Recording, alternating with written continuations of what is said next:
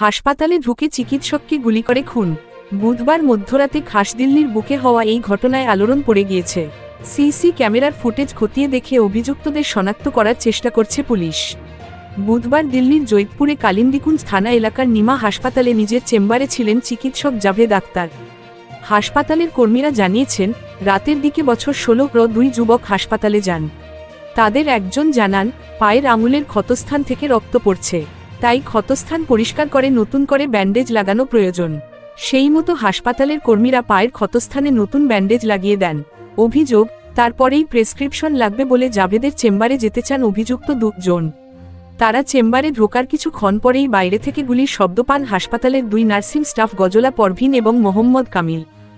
দুজনে নিহত চিকিৎসকের চেম্বারে ঢুকে দেখেন জাভেদের মাথা রক্তে ভেসে যাচ্ছে। অভিযুক্তদের সন্ধান অবশ্য পাওয়া যায়নি। মনে করা হচ্ছে, চিকিৎসকের মাথা লক্ষ্য করে গুলি চালানোর পরেই চম্পট দেন তারা। Thank you so much for watching our videos. Please do like, share and subscribe our channel.